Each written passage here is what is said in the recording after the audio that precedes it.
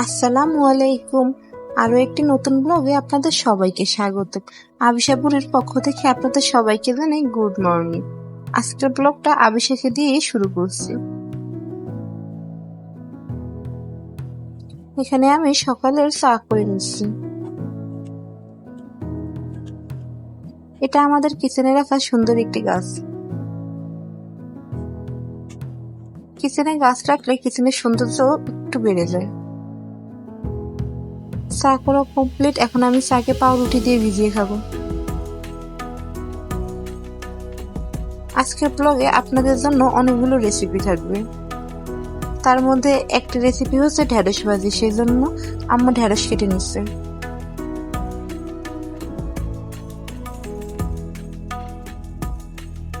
এখানে আমি ডিম পাউরুটি করার জন্য ডিমের মধ্যে লবণ ও চিনি দিয়ে একটু ফেটিয়ে তারপরে এটা তেলের মধ্যে দিয়ে দিয়েছি। এখন এটার উপরে পাউরুটি দিয়ে দিব। এটা ভোলা বরিশাল লঞ্চের খুবই একটি ফেমাস ডিশ।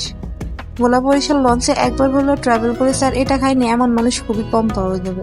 লঞ্চের এটা খুবই স্বাদ। বাসায় বানালে অত মজা হয় না, তারপরেও খারাপ হয় না, এজন্যই আমার ট্রাই করা। আমি প্রায় এটা বানাই। এটা আজকে আয়শার সকালের ব্রেকফাস্ট।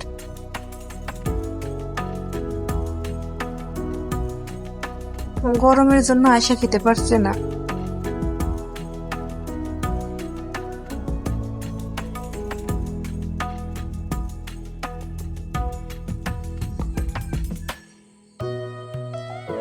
আশা তো খুব ভালো লেগেছে। আপনারাও চাইলে ট্রাই করতে পারেন, খারাপ লাগবে না আশা করি।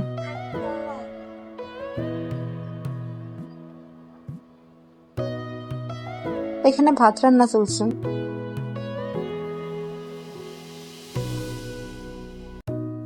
এখন মুরগির মাংস রান্না করার জন্য মশলা বাটা হচ্ছে।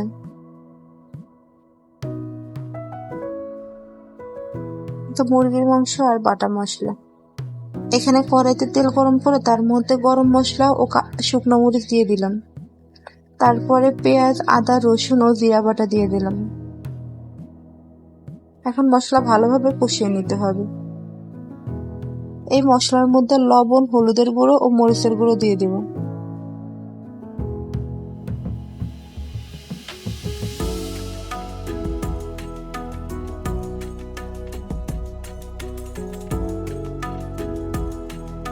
এর মধ্যে একটুখানি পানি দিয়ে মশলা ভালোভাবে কষিয়ে নেব। মশলা যত ভালোভাবে কষানো হয়, খাবারের স্বাদ তত বেড়ে যায়।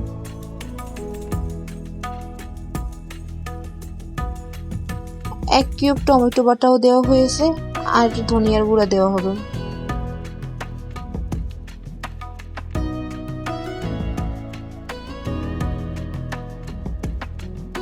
এই তো মশলা কষানো হয়ে গেছে। যখনই দেখবেন মশলার উপরে এমন তেল ভেসে উঠেছে, তখনই বুঝবেন যে মশলা কষানো কমপ্লিট।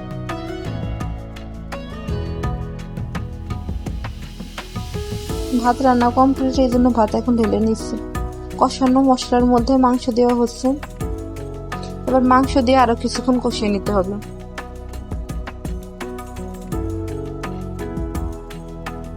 এখানে ঢেঁড়স ভাজি করার জন্য কড়াইতে তেল গরম করে তার মধ্যে পেঁয়াজ ও কাঁচামরিচ দিয়ে ভেজে নিচ্ছি। মাংসের মধ্যে কিছুটা পেঁপে দিলাম। পেঁপে দিলে মাংস তাড়াতাড়ি সিদ্ধ হয়। এখন ঢেঁড়স ভাজি করার জন্য ঢেঁড়সও দিয়ে দিলাম।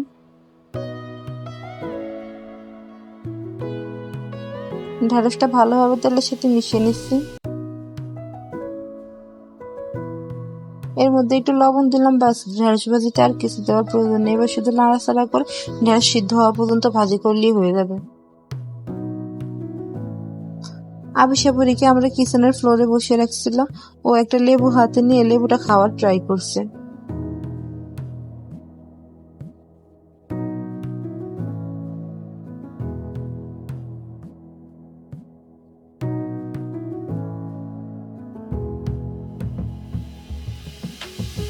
মুরগির মাংসে এখন আলু দিয়ে দেব। আলু দিয়ে মুরগির মাংস আমাদের অনেক পছন্দ, এই জন্য আম্মুকে বললাম মাংসতে আলু দিতে।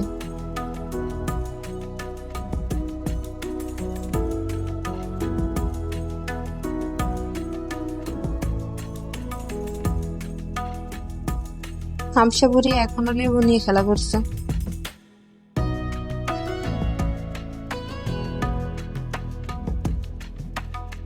মাংসের মধ্যে এখন ঝোলের জন্য পানি দিয়ে দিলাম। এখন মাংস সিদ্ধ করার জন্য ঢেকে রাখলাম।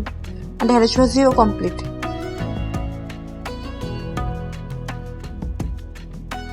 এখানে আমের জুস বানানোর জন্য আমকে গ্রেটার দিয়ে গ্রেট করে নিচ্ছি। ব্লেন্ডার দিয়ে করে নিলেও হয়, তবে এইভাবে করলে একটু অন্যরকম স্বাদ হয়। এখন এর মধ্যে ঠান্ডা পানি, চিনি এবং বিট লবণ দেব। তারপরে কিছু লেবুর রস দিয়ে দিলেই হয়ে যাবে আমাদের শরবত।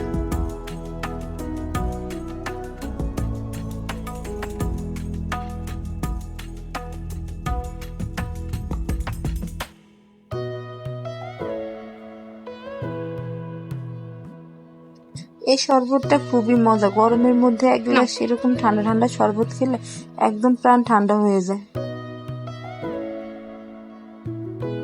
আসার জন্য নিয়ে আসলাম শরবত। কেমন হয়েছে?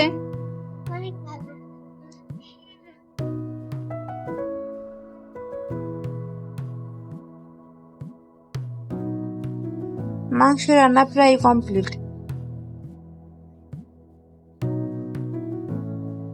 এই হচ্ছে মাংসের ফাইনাল লুক। আমরা এখন খেতে বসে পড়েছি।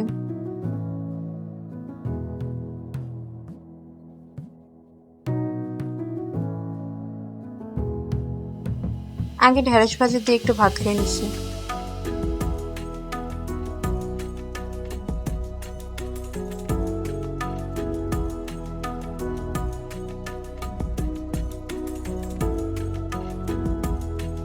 এখন আয়েশাকে বললাম একটু খাবারের রিভিউ দিতে। আয়েশা মাঝে মধ্যে ভাবে থাকে, তার সবসময় মুড সমান থাকে না। সে এখন বললো সে রিভিউ দিবেই না, এজন্য এমন করতেছে।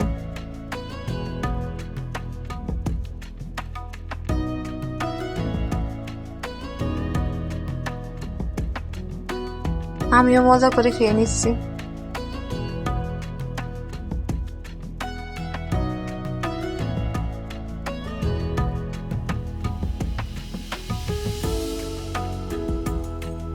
একটু পরেই আবার আয়েশার মন ঠিক হয়ে যাবে, তারপরে আয়েশা আবার রিভিউ দেওয়া শুরু করবে।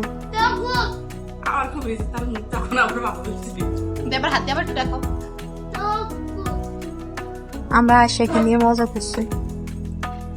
আয়েশার এরকম মুড সুইং এর জন্য।